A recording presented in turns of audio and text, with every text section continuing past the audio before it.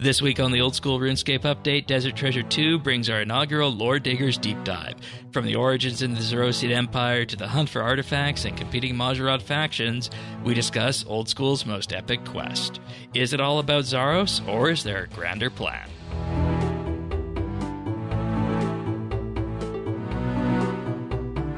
This is the Old School RuneScape Update, Episode 79, recorded Saturday, July 12th, 2025, Zarosian Building Blocks.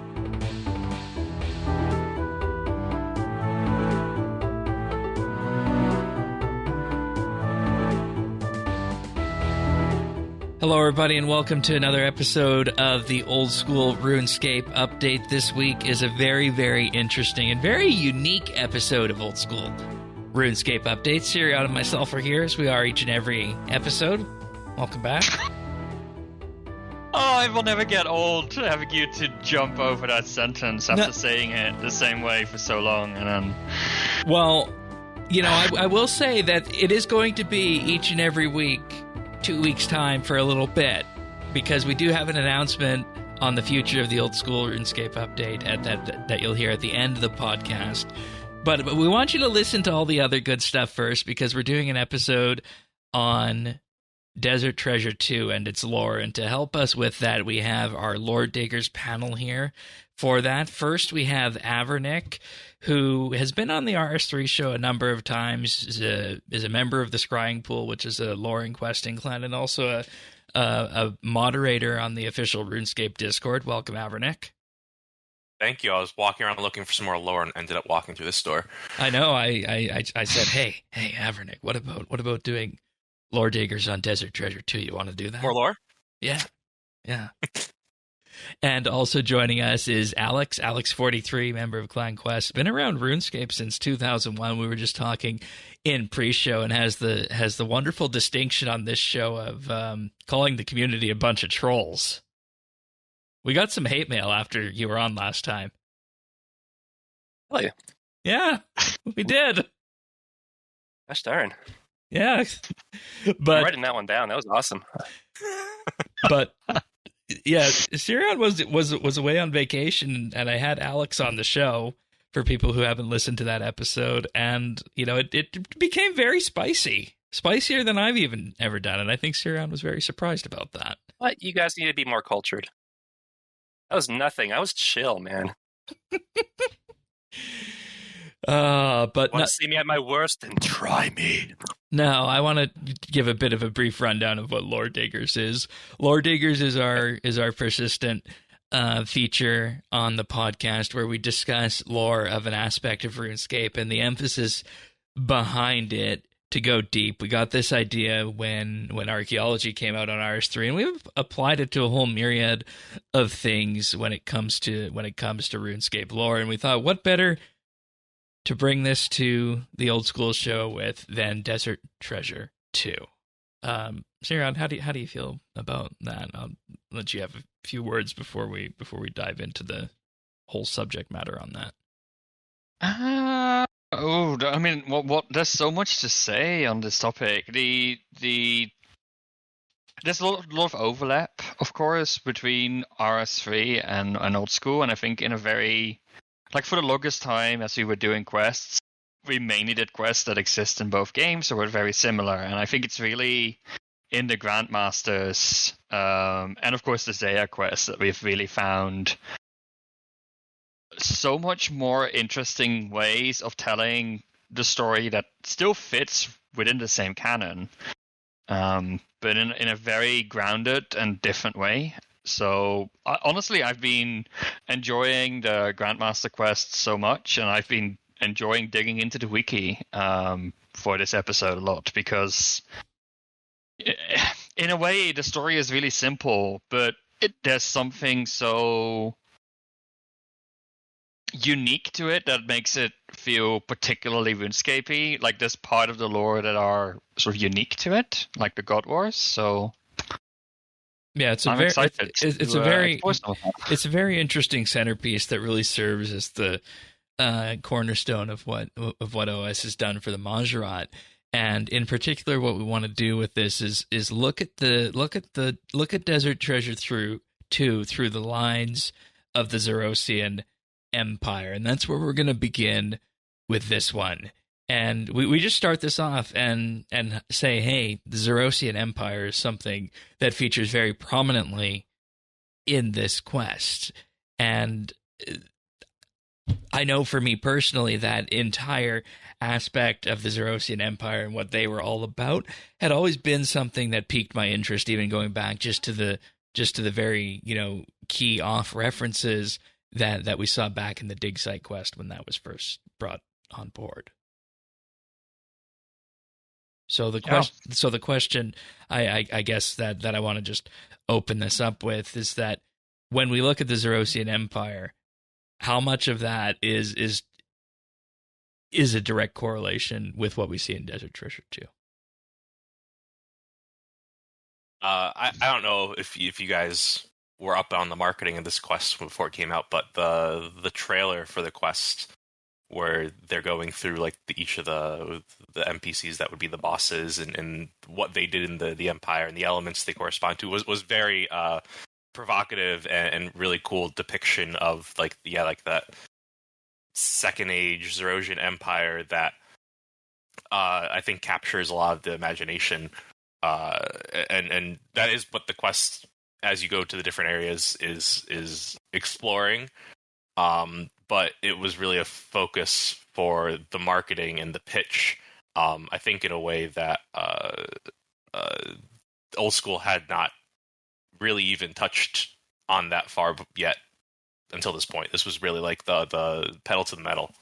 Yeah, like the way I was looking at this when we came into it is that if you look at quests like, say, Song of the Elves, that was kind of a blueprint to how to do an Old School native grandmaster. But when you, like you say, you look at things they could do that really are lore deep like that, and then you put that same grandmaster lens on that. We knew what was supposed to happen in Song of the Elves, right?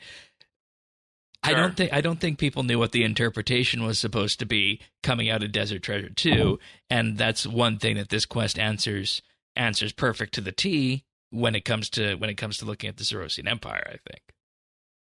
Well, what is really important, I think, when looking at the Zarosian Empire is that there's a very clear parallel that we have here in Europe, right, which is the Roman Empire. And just as the Roman Empire, of course, set the foundation for a lot of the history here in Europe, like the locations of settlements, how the nations have developed, like the roads, the legacy of roads, sure. But the legacy of the Roman Empire, even into like the medieval ages and quite late on, the Holy Roman Empire, like that entire legacy has defined so much of sort of the historical path of this region. And I think the Zarosian Empire has done the same for, Gielinor, I suppose. And I think the fact that we are exploring 4 completely different areas of the world as part of this quest, but in all of them we're seeing basically the legacy of that Zarosian Empire, and more so the fall of the Zarosian Empire, that I think a lot of people before this quest might not have realized how important that entity, that imperium, that empire was to to set the stage for the entire world.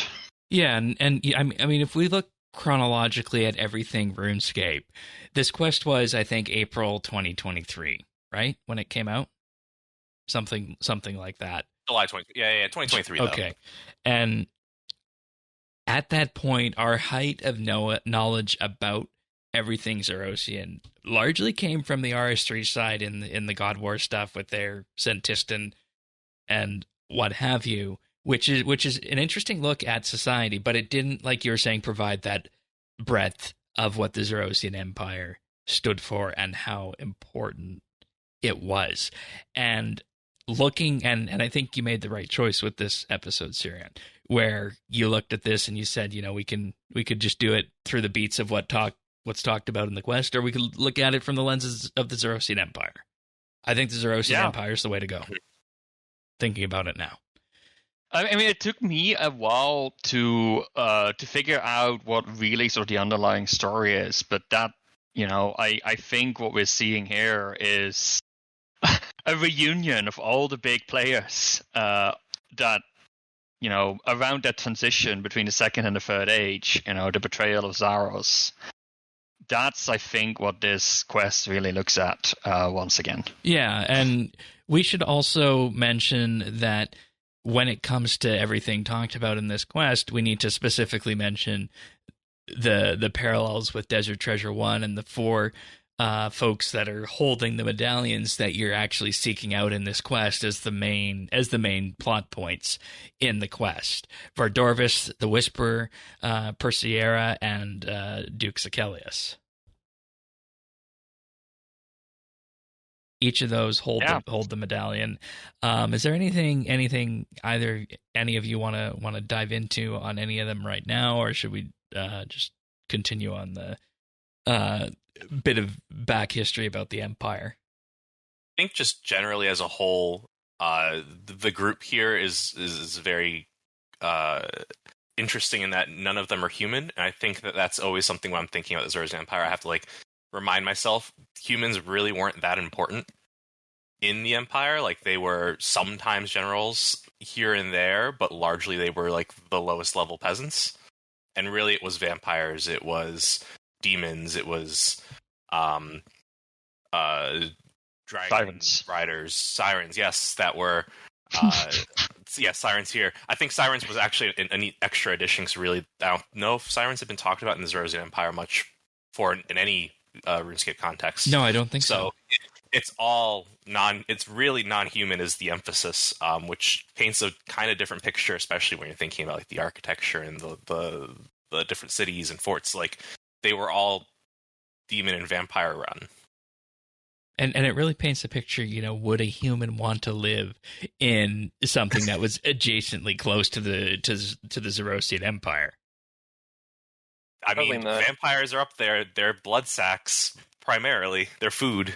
I know.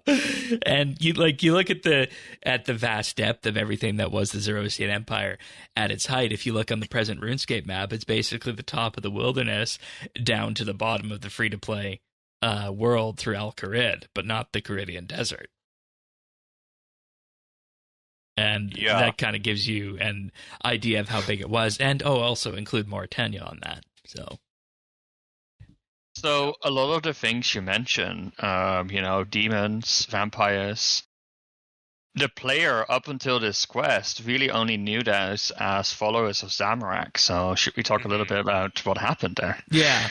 And you would think that you might see this in Desert Treasure too, but the reality is that betrayal of Zaros and everything that led to the start of the Third Age and the God Wars is detailed in the Curse of the Empty Lord mini quest. And I find this is one of the richest RuneScape lore experiences that I had on either version of the game in the 2 times I've done this mini quest in the last year. And I don't mean to say that it's the greatest thing since sliced bread, but it was very telling as to really paint the picture of what happened in that betrayal of Zamorak, because like you mentioned, this is really the first page turner that we get that shows that these creatures like the vampires and whatnot are actually Zamorakian in nature, and it's that entire split that you can actually see in the Golem at the start of this quest that really starts to show that, okay, there's some fine nuance here.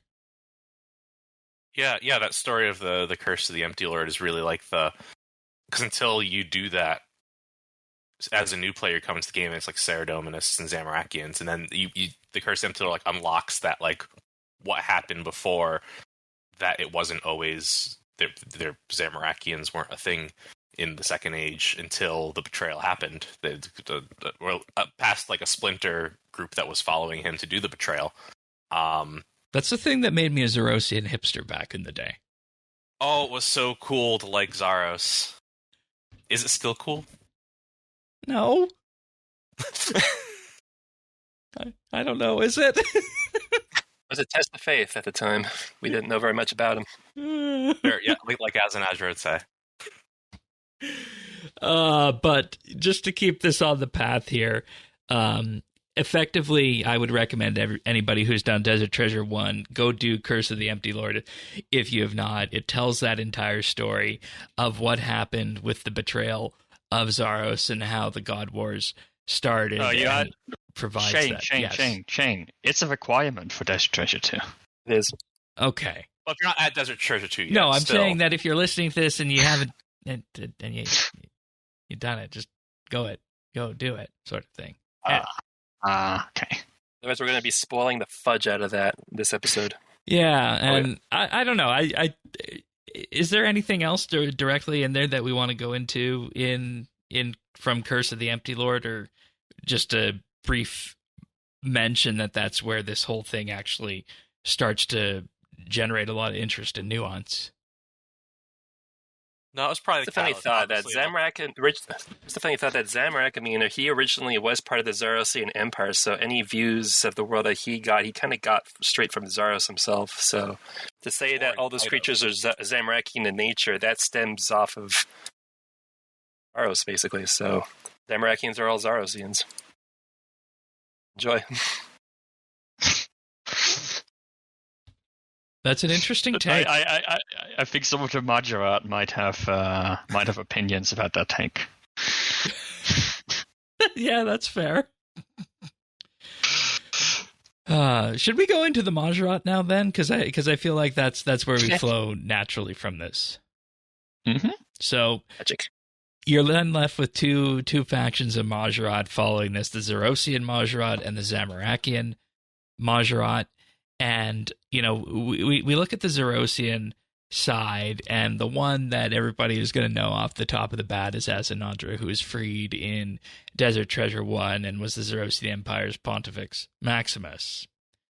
Now, we also have Sliske, and I had a bit of a hard time determining if I wanted to put him in the Zarosian camp on this, but I definitely know that he's not Zamorakian. He might be his own camp. He's kind of his own creature. Yeah, I think that something this quest does smartly is it borrows from it knows where Sliske can end up if you start playing out what his character does, step 1, step 2, step 3, and brings it much more forward and forefront. So he doesn't really end up Zarosian in other stories with him. Even in the lore where he's present, it does sound like he is, for the most part, loyal to the Zaros side. Yeah, he does things based on what Zaros would have wanted. He's in like his faithful servants. He's starting to sabotage Azanadra's plan to contact Zaros, and even here more so. So it's always questionable, which I think was a very big thing in Fate of the Gods as well. Is like Zarosian a question mark? Yeah, I think Sliske is definitely, He is loyal to whoever is convenient for him. He is very, scheming. And when you look at everything's good. And when you look at the Zamorakian sides, he just clearly does not belong on that one. So Zarosian, it is. Other Mahjarrat that also have appeared, Zarosian Mahjarrat that appeared in Desert Treasure 2 include Jalan, who was a Pontifex in the Empire. He also appeared in our previous quest, Secrets of the North. It's one of my favorite old school quests at this point. The Mustafa guy himself. Yep.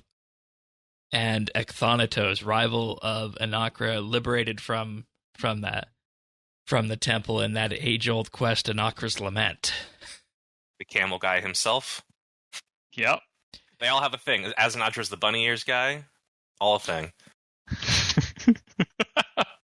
And hey, based on the graphics budget they were working with at the time, you can't blame them for doing that sort of thing, right? No. Yeah. And then I guess based on the graphics of the time, he's more like the Jackal guy, supposed to be like the Anubis. I think so, yeah. Right. Yeah. And then on the Zamorakian side, you have Anakra, Haziel, and Khazard, which, thinking about it, when you look at the differentiation between Anakra, Haziel, and Khazard and compare them with Sliske, Asinandra, Jalan, and Ekthanatos, there's no comparison between the two. You can definitely see the different the different factions at play there. And I think one of the most interesting things for me putting this episode together is that even if you go back to the first quest where these guys were unveiled and you knew they were Mahjarrat, you can really start to see that difference. In a nutshell, Zamorakians say to you, "You will die," and Zarosians will say, "Would you please die?" And maybe just do Kind of it the with a difference little you get bit from more, scheming from behind too. So, Oh, yeah. and this, Zarosians are very A methodical. lot of them bureaucrats. and this as a whole kind of forms the picture of the Zarosian Empire is in terms of what we need this as a set piece for in Desert Treasure 2. And as I mentioned, the biggest one is going to be the commanders that hold the medallion. And what we're going to do in the subsequent parts of this episode is move through all the various discussion points from aspects that are kind of winked to or directly gone to in the quest. And one of those that we go to first is the destruction of Lasar in the Third Age. In particular, the siege on Lasar by the Imkando dwarves. And this is interesting because I think like to set like the context, right? So we talked about the betrayal of Zaros. This is basically Zaros is betrayed by Zamorak, who, by the way, before ascending to godhood, was himself a Mahjarrat. So there's some interesting stuff going on there. Basically, after that point, when the Zarosian Empire, which was so overpowering, fell apart. There was a lot of infighting and a lot of different religions that looked to gain power over the entire world, and this is what became known as the God Wars, right? So the four big factions being, of course, the Saradominists, the Zamorakians, the Armadale faction, and the Bandosians. So the destruction of Lasar is really an attack of the Imkando dwarves, who themselves are Saradominist, onto what at the time I think was still a Zarosian stronghold. Yeah, which makes sense given the location of it. And just if people are wanting more lore connections on this, you can look to the quest below Ice Mountain. It's not necessarily, when you do below Ice Mountain, it's not necessarily a Zarosian quest, but it provides some of the background of the sieging of Lasar, what is Ice Mountain and Camdozel, by the Imkando dwarves. And for even more context, I think that in the novel, the Gift of Guthix that came out last year, the Imkando definitely kind of got played in the same way, getting their little place sieged later on, which Below Ice Mountain touches on. But nice to see that they got the payback. Nice. So how does this, and this then goes to Sirion and Alex primarily, how does the sacking of Lasar bring us to Vidorvis? So Vidorvis was a general that was sent to Lasar to defend the fortress, but also to cause some discipline among the troops. But he was also tasked with executing the opposing leader by the name of Yonref Lovakeng, and that name should ring a bell with all of you. Mm-hmm. So Lovakeng ended up fleeing. They ended up founding Lovakeng, the city, as part of Great Korent, of course. In general, and we can't really go into detail, but Great Korent actually is made up of a lot of refugees, especially humans, again, because they weren't that important, as refugees from the God Wars. So that's sort of that connection. But yeah, ultimately, Vidorvis chased Lovakeng into the Stranglewood and died there, I believe. He was infected by the parasite and was actually decapitated by the dwarves because the Stranglewood actually removed his vampiric abilities. Yeah, exactly. And when you look at that, you have this connection of something that is just sitting adjacent to Edgeville, Ice Mountain. We go back in time to the Third Age, or the Third Age rather, primarily. But I don't necessarily know. Do we know if this happened near the beginning of the Third Age, or whereabouts the Third Age when Zaros actually died, and there was a whole power struggle between the gods? Yes, this would have been... The Third Age would have started when Zaros was betrayed, so this would be shortly after the Third Age started, whenever this made their... According to the wiki, the Siege of Lazar is considered part of a major event in the Third Age. Third Age, yes. Yeah. The Third Age starts when Zamorak returns to Gielinor. Okay, so something not in the middle of it then. Yeah. Or something. Yeah. So Zaros has long been dead since, apparently, or long been gone since. Yeah, Zamorak returns to Gielinor having ascended to godhood is basically the starting point of the Third Age. And the God Wars. And the God Wars. I mean, it makes sense. The four generals sealed the tomb up many, many years before all the stuff in the Desert Treasure 2 stuff has all happened. Yeah. And then following that chase out east to the Stranglewood, we have the entire question of Sliske and the Undercity in the quest. And again, I think it's just so interesting what they've done with the character and the connections that have been made, specifically to out west in Corund with the refugees in the quest. So, what do we have in particular with Sliske and the Undercity as a result after this part?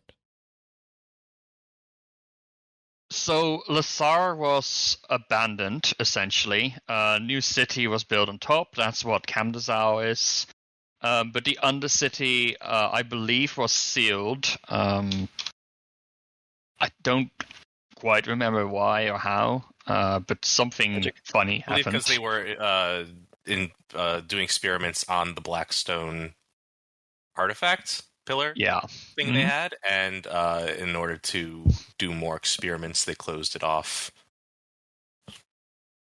And I just have to say at that point, with Sliske returning to the Undercity and then Blackstone coming into the quest, I think everybody who wanted to see more done on the Blackstone stuff and the mysterious purple entity that supposedly lived under a sea.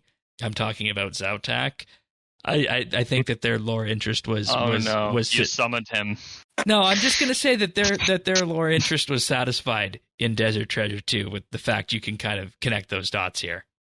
Was there much Zautak stuff before Desert Treasure 2? No. Or is this really where... Very little, mostly harmless references to Blackstone a little bit, but that's it. Yeah, okay. They haven't done a new pirate quest ever. Yeah, they haven't expanded on the pirate quest yet. Jack's still alive. Yep. The word Zautak is not used in Old School, but it is like the mysterious entity that is, it's called the deity of the silent choir. And there is also an ancient pillar in Mosla Harmless, so there is definitely something. That's such a better name. That's such a better name. It's a great name.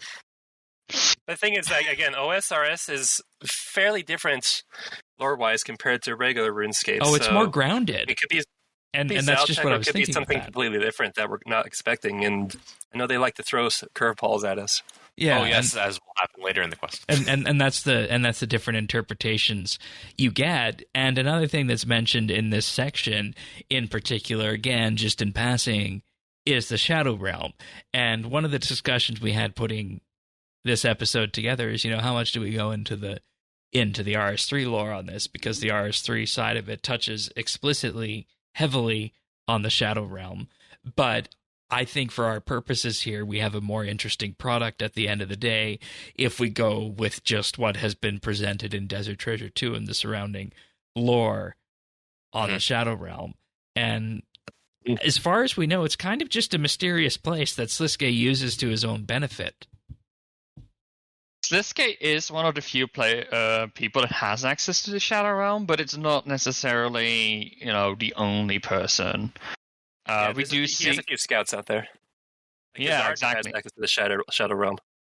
And of course, Right, with the ring of visibility, we actually can see into the Shadow Realm as well. So there's some interesting things going on. And of course, the Shadow Realm also makes its return in Theater of Blood, actually, where one of the bosses, The Dark Beast. Soda Steg.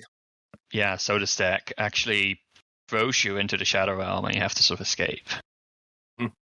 It's a dangerous place too. Like it's Yeah. realms and everything in there. Like every time we go through a point here, I just think grounded in terms of what the lore ramifications are for this, because as it's presented in this quest and everything around it, you can totally understand what the Shadow Realm is, and it just furthers the mysteriousness that made people like me interested in the Desert Treasure storyline back in the day. Mm-hmm. Another aspect of that is the Whisperer. Yeah, I think the Whisperer is largely like warped because of the sort of the powers from the Black Stone, right? Mm-hmm. Yep. Yeah, which is a very common thing, I think, in RS3, but here it's very... They go insane, and then they will themselves to jump into the water, and they basically go Davy Jones on us. Yeah. I have to say, this part of the quest, so when we did Underground Pass all those ages ago, Underground Pass is very much a dated quest at this point, but in terms of mood and feeling, it's one of the best quests out there, I think, because it really is one of the darker tones. The Lazar Undercity is that, like, dialed up to 200. It is... this entire thing is as disturbing as heck, and I'm all here for it. This entire place, this entire idea of the Shadow Realm and the Black Stone is outright Lovecraftian.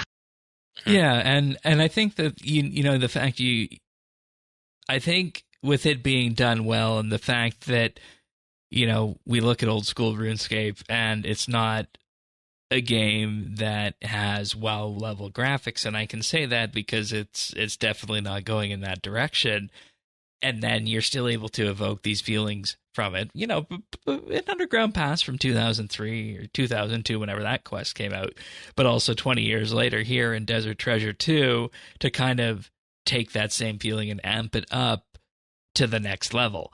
And I need to, of course, provide full disclosure to the listeners here. Avernick and I have not done this quest. We have done our research on it, but we haven't actually played through it. But from the videos and the transcripts and whatnot that I've read to, 100% agree that it definitely evokes that and amplifies that to levels that old school had not seen before in terms of just making the storytelling work on that angle. It's the power of good storytelling. Books are able to do that with only white and black words. Yeah. Graphics really don't matter in the game if you have a good story. Before we pivot on to the next segment, does anybody have any guesses as to how many words the dialogue was in Desert Treasure 2? Just out of curiosity. Talk of like background dialogue as well, or just main dialogue? Everything. A lot less than you think, because a lot of the quest is kind of running around getting materials and not dying. Yeah. Especially not dying. Like, I'm just wondering if you were to put it into a novel, how big would that be? Definitely a novel. Okay. If I had to guess, like, it actually would be like a 5-chapter novel, because there's like 5 parts to the quest. I think it's got to be. Even if you like went hardcore on the descriptions and stuff, I think you'd probably. It's got to be over 50,000. Yeah, relatively short story. All right, I just had to ask that question. Do we know? Did you ask it knowing? No, I had no idea. You don't know? Oh my god! Okay, now I'm going to look up the transcript page. I feel like that. So it was rhetorical. It was not a rhetorical question. I want to move on to the artifacts and not the elder artifacts, because that's a distinction we have to make if we have any RS3 listeners in the audience. Is that old school and the quests in game specifically do not call these elder artifacts. There are a lot of things that are being worked on and used in Desert Treasure 2 that have analogies of elder artifacts in RS3, but no, they're not. Can I jump in with the word count quickly? I did a quick count on the transcript page. It's about 20,000 words. Okay. Okay, but if you put it in novel form, it would. you would get It'd be a short close story. to 50,000. Yeah. Or no, novella. Yeah, with all the descriptions and stuff. Yeah, now you get way more than that if you really get into descriptions. Yeah. It's like, yeah, this is just transcript. This is just what people say. Like, there's going to be whole paragraphs describing like where you're at because you can't physically Yes. see it if you read it in the book. So it would be way more than that. Yeah. Yes. These are not Elder artifacts, specifically starting with the Elder Horn, the Imperium, and the Fake. Yeah, so the Elder Horn, of course, is something that takes sort of center stage during this quest. The Elder Horn basically has the ability to control people. That's how it's being described. It's an ultimate thing of control. And the adventurer, the player, basically identifies this the moment as Azanadra describes this as an artifact that we have run into before, though I don't exactly remember which quest, called the Imperium. And this was actually one of the sort of the centerpieces of what kept the Zarosian empire in check.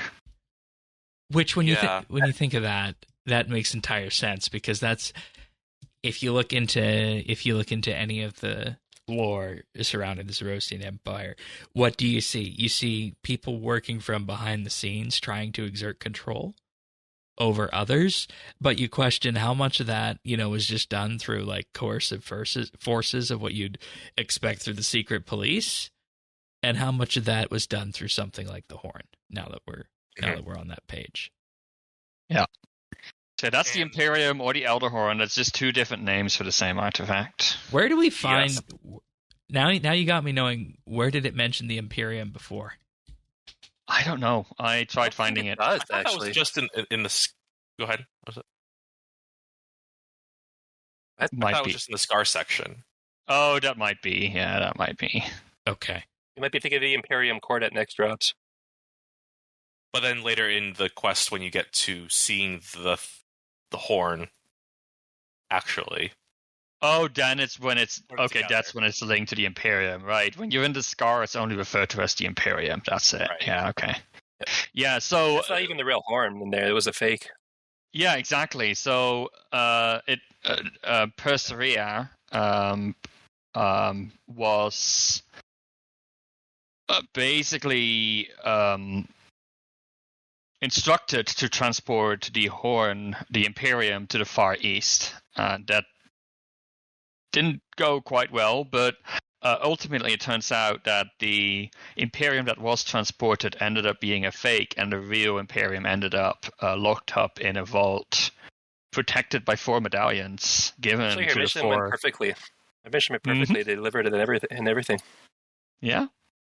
And of course, those 4 medallions are the 4 commanders we mentioned at the start of the podcast: Vardorvis, the Whisperer, Perseia, and Sicelius. I think this might be the earliest event in RuneScape history where OSRS and RS3 diverge. Because in RS3, the Horn does go to the east. It is not a fake out. Yeah, it does. No, it definitely does. Like, we actually bring it there ourselves, I think, at one point. So any divergences really come from this moment in the Third Age. That's when the parallel universe diverged. Well, but here's the thing, like, I don't feel comfortable calling it a parallel universe, because I feel like officially it's been stated as like a different interpretation of the same events. But this is truly different. Like, we have the whole port storyline about the Horn being in the east. Yeah. Meanwhile, could it still be the fake? That is the question. That's okay. Right? Yeah, maybe they made a really good fake. It basically did the same. I mean, granted, they made other artifacts that did similar. The Frosten Horn does the similar, like inspired by the Elder Horn, does the similar thing. It is a fraction of its power, but does something. Maybe there's another Frosten Horn type thing in the east. Or it's a fake, and that's why I feel it's important to work around the edges and realize that we can't necessarily preclude one thing from not happening in either game, because until we're told that, you know, these are divergent timelines, these are divergent histories, I'm keeping in my head the same thing, that this is, you know, a different interpretation of the same event. It might just be an unreliable storyteller kind of thing. Yeah, right? that Maybe too. old school and R3 are just told by different. Yeah. Yeah, and that's okay with me looking at it, but there's other artifacts that we definitely do have a bit of information on that we've seen multiple times before in old school, and the first one of those is the Stone of Jazz, otherwise known as the Eye. I remember playing Temple of the Eye when we first got that reveal there. Oh, that was like one of the moments in old school lore where I was like, sort of pointing at my screen, even though there's nobody in the room with me, with open mouth, like, are you seeing this? What is this thing? I don't know about old school players. They probably didn't even have an inkling of what the stone was at the time. But coming from RS3, it was like, okay, what's going on here? And in particular, why is it stored where it is? And, you know, the OS version of Well Gothic Sleeps does have the requirement of Temple of the Eye on it for obvious reasons, the backstory of the lore there. And that also gets us to the Battle of the Eye as well, which, you know, in itself is very important old school lore. And I just love how everything is being fed back here into Desert Treasure 2 with this. Yeah. So, Battle of the Eye, basically the Eye of Saradomin. Is it the Eye of Saradomin, I think it was called, right? Yep. A powerful artifact that the Zarosians... So I believe this actually took place in the Second Age. No. Yes? Maybe? I don't actually know when the Battle of the Eye took place. Post... Well, Saradomin would have gotten the stone after Zamorak did the betrayal, so sometime post-betrayal, definitely. Right. The stone was still missing at the end of the Second Age, because I do know that it was V that ran into it in the Second Age, and then it was moved again after that. Yeah. Okay. Shortly after, Armado and Saradomin banished Zamorak and reclaimed the artifact. Possession of the stone went to Saradomin, who then hid it beneath the ocean south of Hallowville. So that was after the God Wars. That is at the start of the Third Age. Where he would have kept it most of the time. Yeah. Some years after his banishment, Zamorak returned to Gielinor and sought to reclaim the stone. Thus began the God Wars. Many sought to claim the stone, including servants of Zaros who learned of the artifact's location. And that's when Perseria took the Zarosian navy and the battle for the Eye happened. Yeah. Unfortunately... Go ahead. Yeah, unfortunately, when she tried summoning reinforcements, the stone sort of warped that magic. And that's when the entire Zarosian fleet was pulled into the Scar. Yep. Basically trapped in the abyss where they were swallowed by the Leviathan. Yes. And then again, you get to your Desert Treasure 2 connection here at the end of it. And like I said, it's all weaved in such a nice way, starting off with the idea of these artifacts. And my guess, based on what I've seen here, is that the Scar is going to be an important place going forward. Should we have to come back to any of this? Well, the Abyss is always important.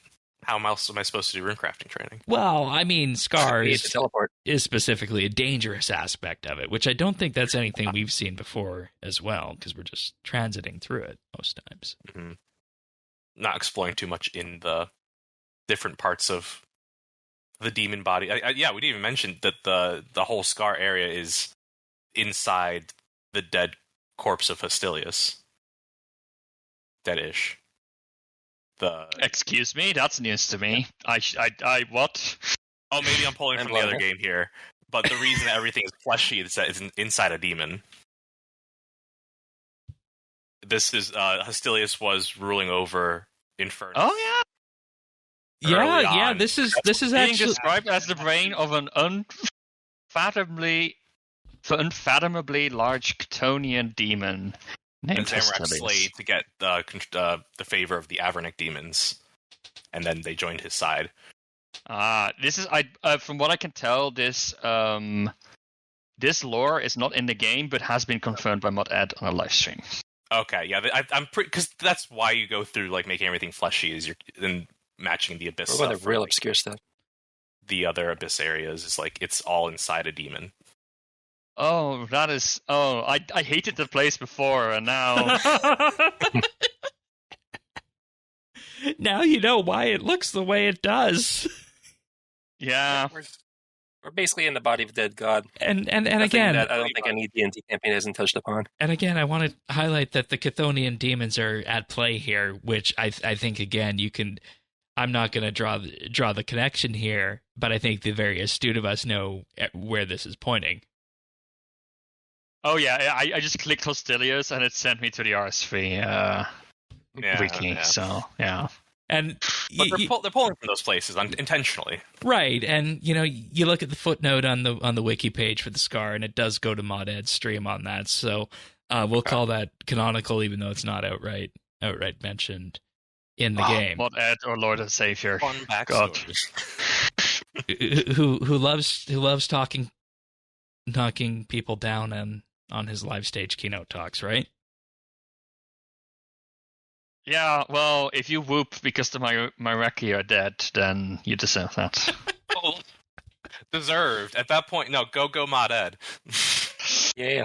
Backstory: there was somebody very anxious in the second or third row at the old school keynote this year at RuneFest who got very excited when Ed said that the Mahjarrat are dead, and we took a detour in that talk. That is really funny. He just wanted to whoop. He just timed it wrong. All right. Like, whose side are you on? So that's the discussion on the artifacts. Anything else there before we move on to the Gorok prison? Nope. We're good? Okay. Nope. All right. Well, Gorok goes back to, of course, Secrets of the North, the 6th Legion. And, I found that quest when we did that to be one of the things that, again, was able to pique that same interest that I was talking about that was first unearthed in the dig site quest.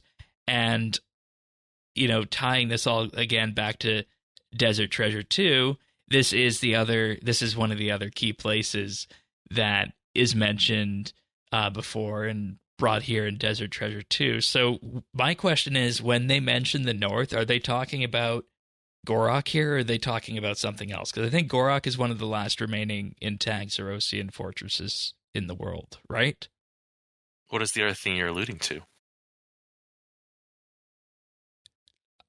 Basically, what I'm wondering is Gorok, and because I have the picture of Gorok in my head as the place in the far north, just north of where the ritual took place in RS3, Yes. versus where the prison is here in Secrets of the North. I can only imagine that the North refers to the ritual site because Sliske at the very end of the quest says, "I'll see you in the North." Yeah, and the locations aren't so far apart that you can't conflate the two a little bit. They're same ballpark. I know that the old school had with Making Friends with My Arm and Secrets of the North, like fleshed out that northern area of the continent. Is the ritual site present, like off camera, or is that still something that they haven't plopped down yet? I don't think it's there. There is a castle there. I do think fortress. Yeah. Yeah, we do go there, but I don't. There's no big field with a stone. No. Okay, maybe it won't be there. You never know. All right. Or at least I haven't modeled it out. Duke Sakeli says 6th Legion. Oh yeah, Chthonian demons. Yeah, exactly.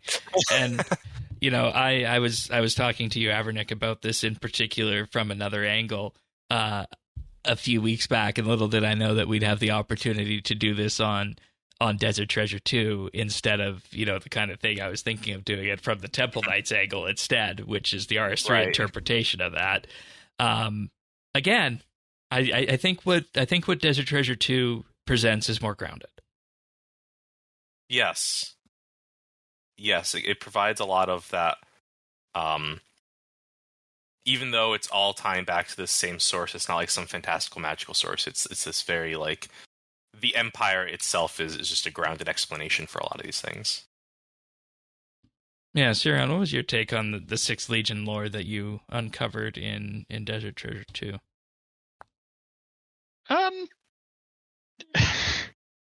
Disturbing.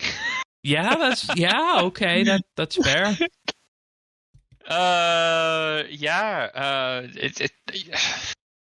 It's interesting. Like from the way I understand it, the Sixth Legion basically sort of hid in the Gorg prison as a base when everything went to shit outside. And at some point, Duke Sicalis just started eating and didn't stop eating. That's yep, you went crazy.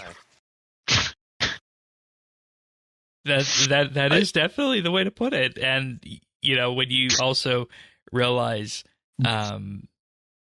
what else is going on there, you have the fact that there's the asylum as well, and it you look at all this and you realize that maybe this isn't somewhere my character wants to spend the bulk of its time, and hence why the entire bit of this quest as kind of the spiritual successor of Secrets of the North is escaping from that prison there.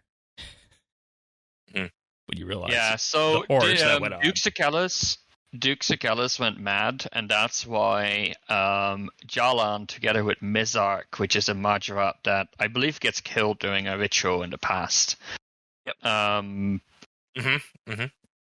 Basically, they sealed Duke Sicalis in, and as part of the events of Secrets from the North, that seal basically gets broken, and that's why we have to deal with Duke Sicalis. So in many ways, this is just the follow-on of the events of Secrets of the North, and they tied it in with Sicalis being one of the people, one of the entities rather, that holds one of the medallions, effectively. Yeah, of the prerequisite quest, I feel like this one's the most sequely. Yeah, yeah, I would agree with that. And I ironically more so than Desert Treasure 1, right? Right, and I think that's fair, because Secrets of the North is a native old school quest, whereas Desert Treasure 1, right, they had plans with Secrets of the North. Are you guys familiar with the backstory of Desert Treasure 1? Yes. In that it was going to be a collection of other quests, and they just threw it basically up against the wall, and it ended up being a desert quest. Called a desert quest. Yeah. So yeah, it became iconic. It is amazing that it became as iconic as it turned out to be. With that, and I do appreciate the links that also appear with Jalan and Mizark leading to Hazil here in the sealing of the prison. But it turns out that prison has reopened. Secrets of the North, yep.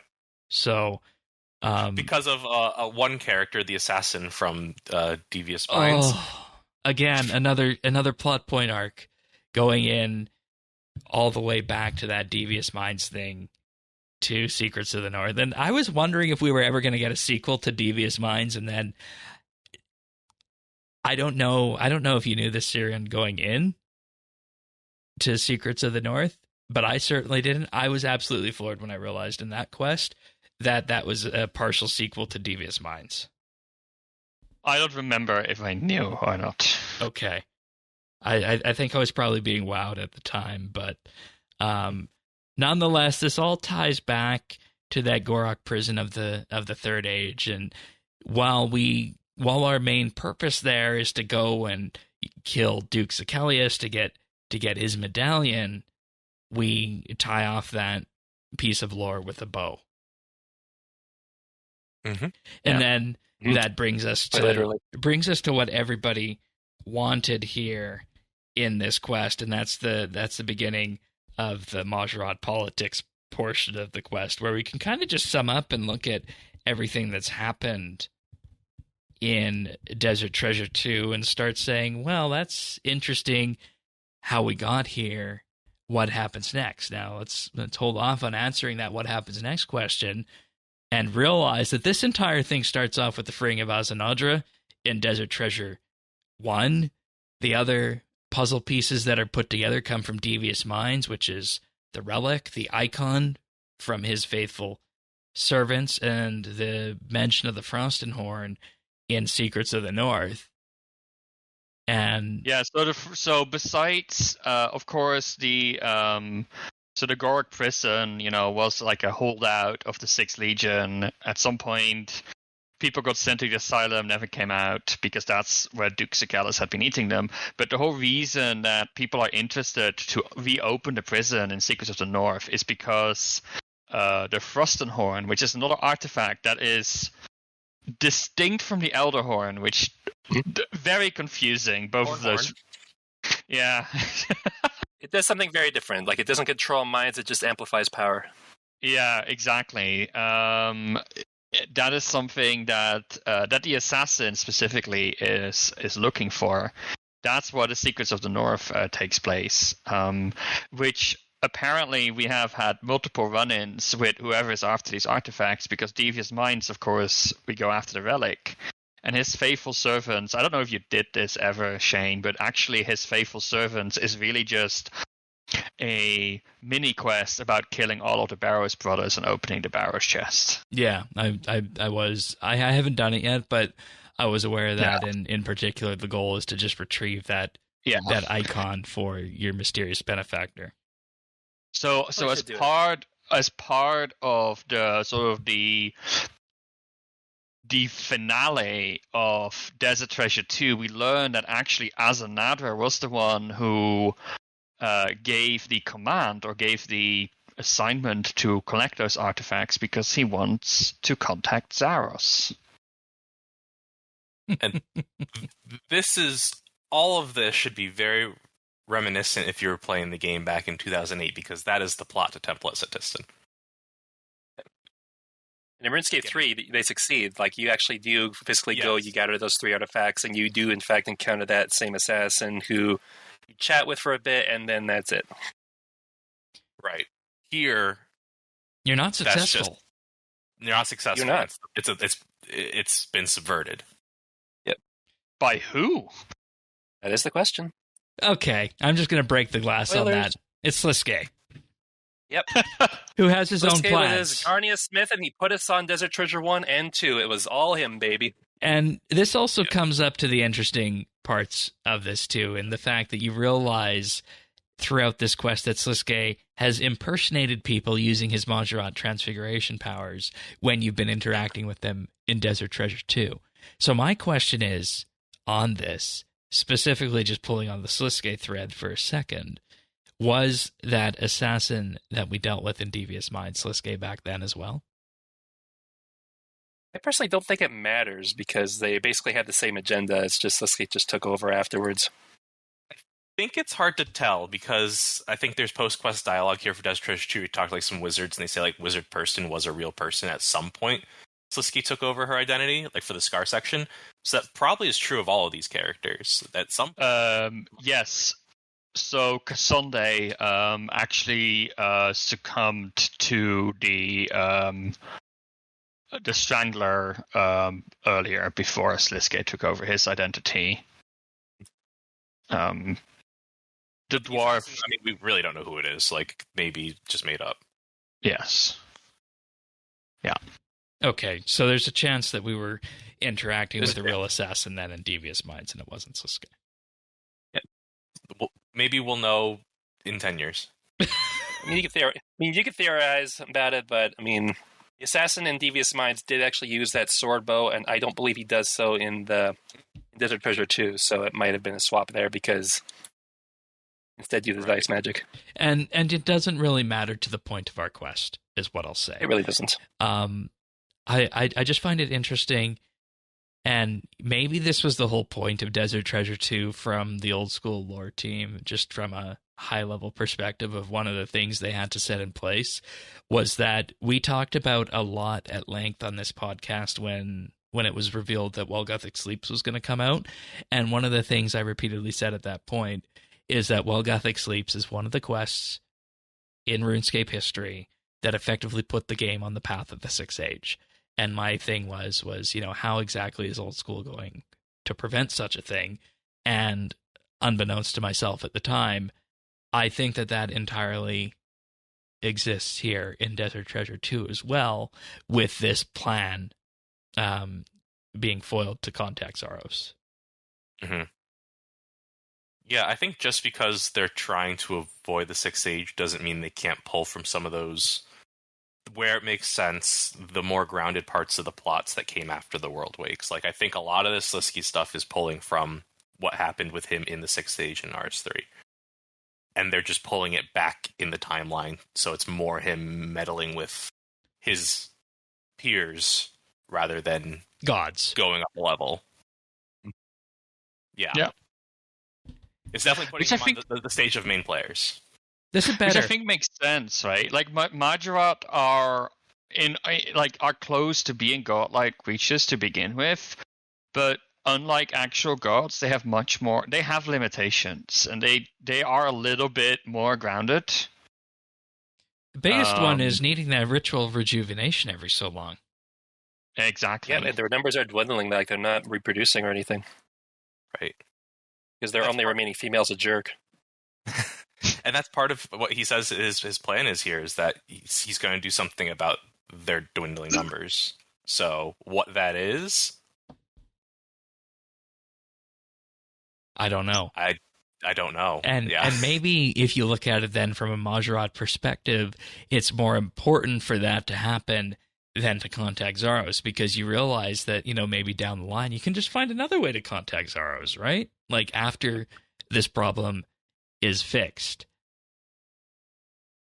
I'm going to go back to my question mark I put on Slisky 30 minutes ago that he's Zarosian. Does he want to contact Zaros? I mean, he was part of the Empire when it was helpful to his existence and whatnot because it was the strongest thing around, but if it's not around, does he want it like the same way Azanadra does? I mean, if Slisky's main interest is the preservation of Mahjarrat as a species, essentially, then this whole divide between Zaros and Zamorak, is actually sort of harmful. So it might very well be that, he has he's the one true atheist among all of the Mahjarrats. He's starting the independent party. Yeah. But again, though, this is something that Slisky himself said that he was saying what his intentions supposedly are, and Slisky's not above lying. He probably just said that to get all the Mahjarrat off his back while he did everything. Sure. Always a possibility with Slisky. And I also think that we're ignoring the elephant in the room here, is that we are on the path to whatever Old School's version of Ritual the Mahjarrat is. Oh, yeah. And I think it's entirely possible, and, we have been guilty of this many, many times in the past of trying to draw lore connections where there didn't necessarily need to be.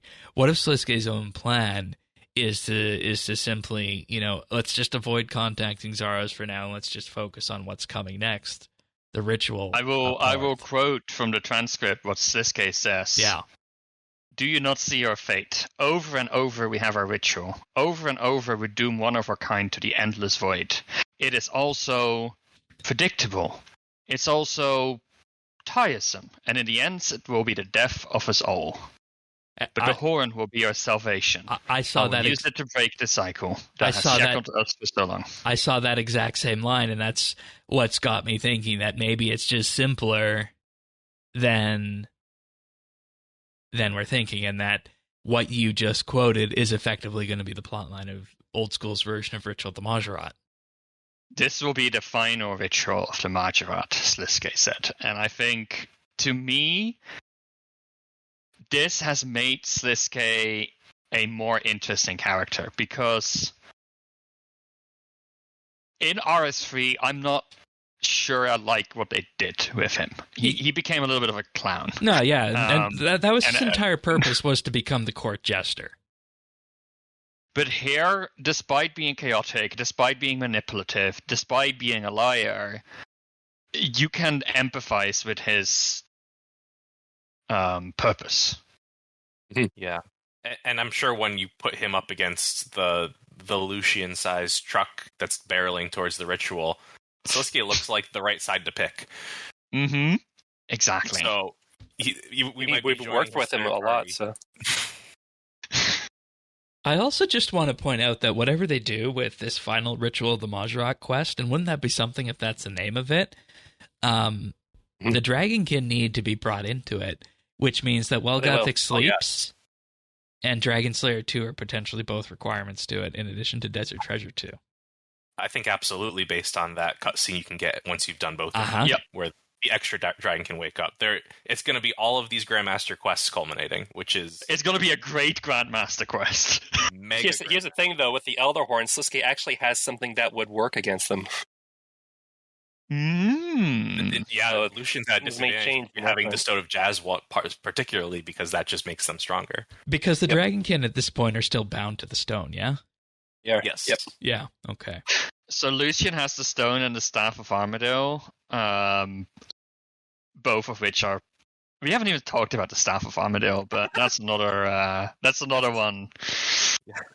And then we have the Elder Horn, so yeah, we'll have to see how that plays out. Yeah. Exciting. Is this all just an excuse to actually have a second kick at the can of this Mahjarrat storyline that doesn't go to the deity level? Is that what's ultimately going to happen? I don't think they view it as a second kick. I think they view it as like... I think old school... 100% they think it's a second take. I think old school wants to do it well for themselves, not just to be... Oh, maybe it's the right way to put it. I don't know. Yeah, I think that they're aspiring to have the Mahjarrat be not a stepping stone and be the upper crust on its own. Because I think what Ritual of the Mahjarrat did was very much just step us into the Dragonkin at the time. Like I said, stepping stone to Gothics, or not Gothic sleeps, or wakes, or things past that. I think in like the lore principle of old school is that stories end, right? So it to me, whatever this sort of culmination quest is going to be, it's going to be the end of the probably Mahjarrat. going to take all of these stories and like tie a knot around it, and that's going to be it. It's not going to be a forever story. Yeah. Which I think is good, because I don't want to be waiting another decade for that. And I think old school is really fun when they do their own stories. Like, I think that this absolutely. is good because it's not template centiston.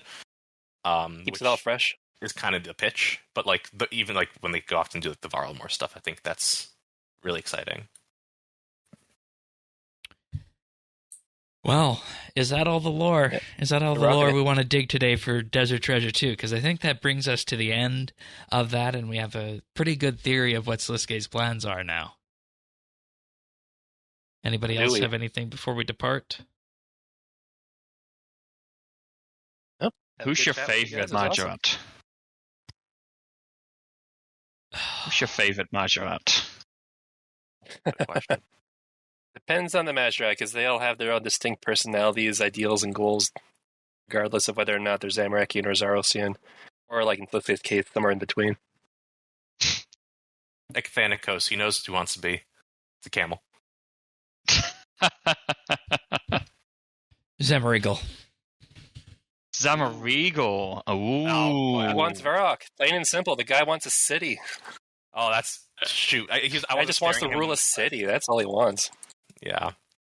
That's a good one. He's brutally upfront with it, too. It's like, no beating around the bush. The guy just wants a city. So, I respect that. He tries so hard, too. Avernix, Sirion, which ones are yours? I don't know if you mentioned. I like Zamoragal. I'm switching my answer to Zamoragal. I think that was a really good answer. Okay. Sirion? You asked the question. I'm trying to think. Like, I think a lot of the Mahjarrat that are sort of cool haven't really shown up yet. I mean, if you want a simple answer, choose the one that's in prison still, like Trindane. Yeah, I was thinking. I think Wahisito is pretty cool. Okay. All right, fair enough. Yeah. And we might have met him because there is a certain person who is a anagram of Wahisito. So who is that in old school? Elias White. Oh, okay, that makes sense. In the desert, right? No, he knows a lot about the desert. Well, he's not. He's not in the desert. He's on Ali in this one. Oh yeah. Let's also not forget Karshai. Alex, your favorite? I think Karshai is one of my favorites. Okay. Oh yeah, he's pretty cool. Yeah, like sort of a historian who forgot everything and tasked us with helping remember stuff. I mean, again, not beating around the bush. I bet he comes back for Ritual of the Mahjarrat in old school. I bet we go grab him. Yeah, probably. Yeah. Sirion, did you ask that question about our favorite Mahjarrat? Because, Avernick and I have on our list of Lore Diggers episodes we'd like to do Mahjarrat of the Day. No, I did not. But that's one of our. I will give you your free plug. That's one of the episodes we plan to do at some time. Is just just pick a Mahjarrat and go Lore Diggers on them. We've done Zemrigal before, so maybe that's recency bias. Yeah, recency. Yeah, that might be why we both said that.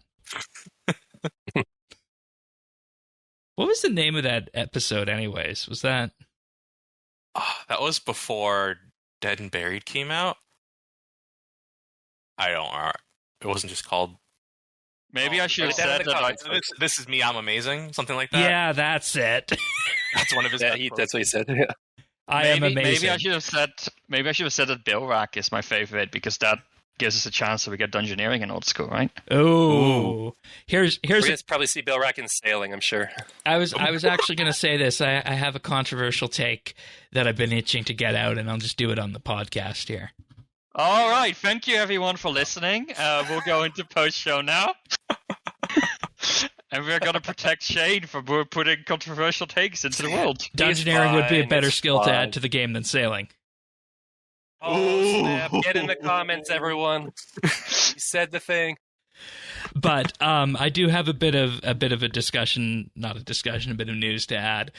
For those who have been astutely aware, you might have noticed we went to the 2-week schedule, but Old School RuneScape Update is ending after Varlamore's discussion is complete, plus a bit of a retrospective on OSRS Update. This show was initially something that was supposed to be a 10-episode pilot during Leagues 4. And we made the decision to just keep going indefinitely.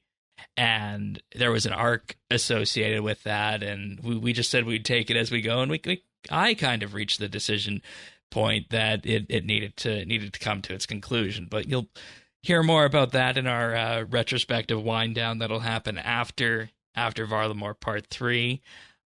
People might have guessed that this could have been happening, but if you haven't, that's what the future of OSRS Update looks like. We'll be back in 2 weeks' time to discuss Varlamore. After that, we'll discuss the lore that came with Varlamore Part 3. And then following from that, including thinking a little bit about how it might or might not connect to the events of Kingdom Divided, right? Yeah, I think that's obvious at this point. Point that it's going to go there. And then after that, we'll have a nice retrospective tying off everything that we've accomplished here, for good, for bad, for evil in some cases. But this has been OSRS Update. Thank you, Avernick, for being here. Always good having you on the podcast. Of course, thank you. And of course, Alex 43 as well. I think you did a good episode this week, Alex. I don't necessarily. Thanks for having me. I said 147 words. I don't think we went as spicy as we did last time. Hopefully, no hate mail. No, you've kept me in check. You dragged me here beyond my willing. I am now currently in your basement. Please send help. Oh God. And, of course, Sirion, as you are here, soon to be again for a little while, each and every week at OSRS Update.